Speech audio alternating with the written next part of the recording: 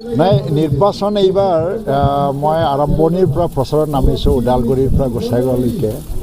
খুব সুখ শান্তি আৰু আনন্দৰে মই প্ৰচাৰ কৰিছোঁ তাৰমানে এই নিৰ্বাচনটো মোৰ কাৰণে খুব ভাল এটা অনুভৱ আৰু কাৰণ ইয়াত মানুহে খুব পুষ্ট মনেৰে চিন্তা কৰিবলৈ আৰম্ভ কৰিছে গণতন্ত্ৰ কেনেকৈ জীয়াই ৰাখিব লাগে এটা দলকে ক্ষমতা যদি প্ৰদান কৰা হয় এক নায়কতাবাদ বা চেৰাচেৰি আহি যাব পাৰে এই কথাটো ছেকেণ্ড বেলেঞ্চ গণতন্ত্ৰত ছেকেণ্ড বেলেঞ্চ লাগিবই যেনেকৈ ভাৰতবৰ্ষত দেখা যায় দিল্লী হ'লে বিজেপিক ভোট দিয়ে কিন্তু ষ্টেটত আজি কোনোবা DMKক দিছে কোনোবা TMCক দিছে কোনোবা কংগ্ৰেছক দিছে গণতন্ত্ৰটো ভাৰতীয় সমাজে খুব বেলেঞ্চত ৰাখি আছে এতিয়াও সেইকাৰণে বিটিআৰবাসী ৰাইজেও যোৱা 2025 চনত হাগ্ৰামাক দিলে কিন্তু এইবাৰ UPPLক ভালে সংখ্যক বিধায়কক সমৰ্থন দি পেলাই গণতন্ত্ৰটো এটা বেলেঞ্চত ৰাখিবলৈ চিন্তা কৰাটো দেখিবলৈ পাইছোঁ সেইকাৰণে UPPLৰ কাৰণে খুব ভাল এটা নিৰ্বাচন বুলি ক'ব লাগিব প্ৰমোদ বড়োৰ কাৰণে যোৱাকালি বহুত মানুহে ৰিপৰ্ট দিছে লাখ মানুহ ওলাই আহিছে তামোলপুৰৰ পৰা মই ভাবি আছিলোঁ মই কৈ আছিলোঁ যে 90,000 ভোট লৈ জিকিব প্ৰমোদ বড়ো কিন্তু কালিৰ ৰেলীয়ে দেখুৱালে যে এই সীমাটো ক্ৰছ হৈ যাব দ্বিতীয়টো দীপেন বড়ো যুৱ নেতা আজি নতুন মুখ ওলাইছে নতুন মুখৰ সংযোজন হৈছে এই আপচু বড়ো সমাজ আৰু অন্যান্য সমাজে আজি উঠি অহা যুৱ নেতাক আজি ভোট দিবলৈ প্ৰস্তুতি লৈছে ইয়াতে দেখা গৈছে যে BPFে চব পুৰণা মুখ দিবলৈ দিছে প্ৰায় নতুন মুখ নাই আৰু UPPLত বেছিভাগে নতুন মুখ আহিছে আৰু দেখা 50ৰ তলৰ বয়সৰ মানুহ 50ৰ তলৰ বয়সৰ মানুহ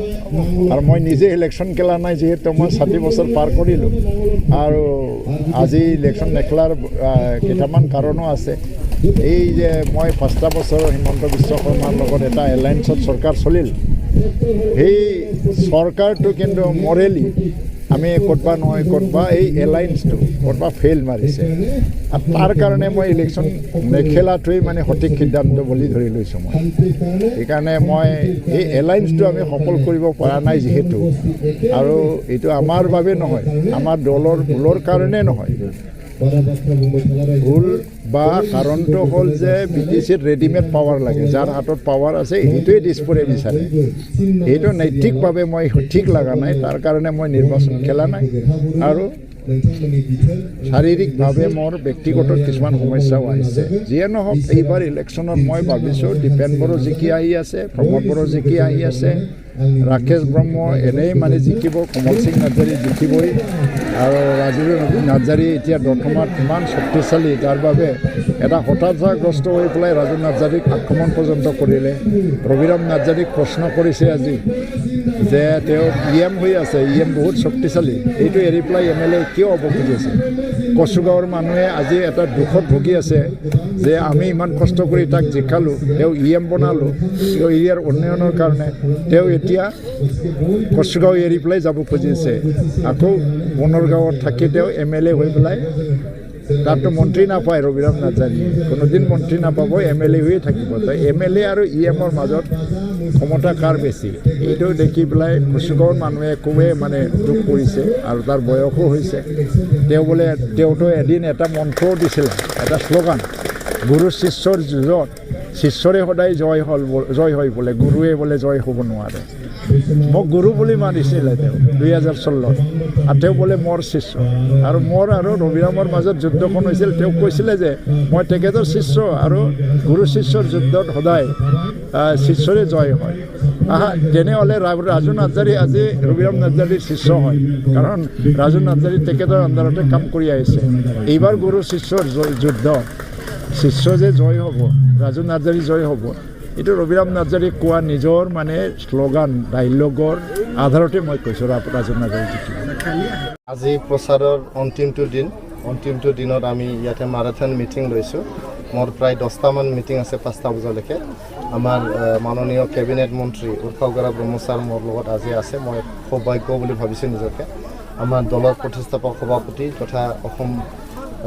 চৰকাৰৰ কেবিনেট মন্ত্ৰী আজি মোৰ লগত ইয়াতে প্ৰচাৰত অংশগ্ৰহণ কৰিছে মই বহুত ভাল পাইছোঁ তো অন্তিমটো দিনত মই ক'ম যে আজি একমাহ বেছি মই ইয়াতে প্ৰচাৰ চলাই আছোঁ ৰাইজে বহুত ভাল সঁহাৰি দিছে আশীৰ্বাদ দিছে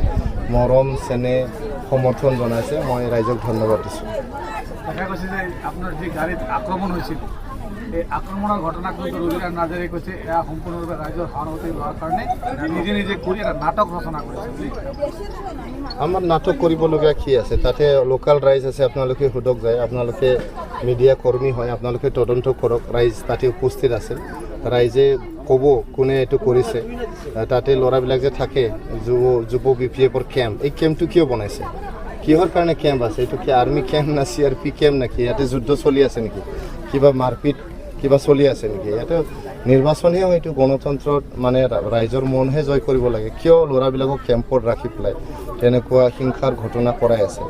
এইটো খুব মানে মই ৰবিৰাজ নাৰ্জাৰী দাদাৰ পৰা এইটো এক্সপেক্ট নকৰোঁ মই তেখেতক অনুৰোধ কৰিম ল'ৰাবিলাকক যাতে বুজায় তেনেকুৱা ভাইলেঞ্চত যাতে নাযায় আমাৰো ল'ৰাবিলাক আছে সিদিনাখন যদি মই এৰি দিলোঁ হয় মেজৰ ভাইলেঞ্চ হৈ গ'ল হয় তো মই বাধা দিলোঁ সিহঁতে 7-8জনমান ল'ৰা আছিল আমাৰ প্ৰায় 150জনমান ল'ৰা আছিল সিদিনাখন তো মই এৰি দিলেতো বহুত মেজৰ ভাইলেঞ্চ তাতে হৈ গ'ল হয় মই এইটো হ'ব দিয়া নাই গতিকে এনেকৈ যে কৈছে এইটো নাটক বুলি কৈছে যে এইটো দুৰ্ভাগ্যজনক কোনো নাটক আমাৰ কৰাৰ দৰকাৰ নাই ৰাইজ আমাৰ লগত আছে ৰাইজৰ সমৰ্থন আছে পুলিচ জানে যে কোনে কৰিছে পুলিচ তাতে কেম্পত পুলিচ থৈ দিছে এতিয়া কিয় থৈ দিছে ভাইলেঞ্চ কৰাৰ কাৰণে থৈ দিছে CRP থৈ দিছে এইটো মাৰ্কেটত কিয় থ'ব লগা হ'ল এইটো ঘটনাটো সঁচা বুলিহে কৈ এইটো থ'ব লগা হৈছে আৰু ৰাইজ উপস্থিত আছিল তেখেতসকলক সুধিলে আপোনালোকে গম পাব 9 তাৰিখ নাই আমি কোনো আশংকা নকৰোঁ মই ভাবোঁ যে ইলেকশ্যন কমিশ্যন এফিচিয়েণ্ট হয় I have full faith on election commission তেখেতসকলে ফ্ৰী এণ্ড ফেয়াৰ আৰু মানে পিচফুল এটা ইলেকশ্যন পাতিব মই বহুত মানে আমাৰ ভাৰত এটা দেশ ওৱান অফ দি মানে থাৰ্ড মানে মষ্ট পাৱাৰফুল কাণ্ট্ৰি হয় তো ইলেকশ্যন আমি ভালকৈ পাতিব পাৰোঁ বুলি মই বহুত বিশ্বাসী মই অনুৰোধ কৰোঁ যিবিলাকে গণ্ডগোল কৰিব বিচাৰে দিগদাৰ দিব বিচাৰে তেখেতসকলক মানে ধৰিব লাগে জেলত ভৰাই থ'ব লাগে আৰু পানিছমেণ্ট দিব লাগে গতিকে আমাৰ যে গণতন্ত্ৰৰ উৎসৱ নিৰ্বাচন এইটো কোনো ক্ষেত্ৰত বাধা বিঘ্নি যাতে নাহে ফ্ৰী এণ্ড ফেয়াৰ যাতে ইলেকশ্যন হয় ৰাইজে ভয়মুক্ত এটা নিৰ্বাচনত অংশগ্ৰহণ কৰি সকলোৱে মুক্ত মনেৰে যাতে ভোট দিব পাৰে এইটোকে মই ইলেকশ্যন কমিশ্যনক অনুৰোধ জনাইছোঁ যুঁজ BTRত মেইনলি UPPL আৰু BPF ইয়াৰ কোনো বেলেগ থাৰ্ড পাৰ্টিৰ একো যুঁজ নাই UPPL BPFৰে যুঁজ আমাৰ বড়োলেণ্ড অঞ্চলত আজি প্ৰায় 100 বছৰ ধৰি আঞ্চলিকতাবাদ চলি আছে tribal league all Assam tribal league Raghunath Brahma Bhimbor দেউৰীৰ নেতৃত্বত 1933 চনত আৰম্ভ হৈছিল তাৰ পিছতে এইটো অঞ্চলৰ ৰাইজ কেতিয়াও ৰাষ্ট্ৰীয় দলক গ্ৰহণ কৰি লোৱা নাই সদায় মানে আঞ্চলিক দল ইয়াতেও আমাক UPPL আৰু BPFৰ মাজতে যুঁজ হ'ব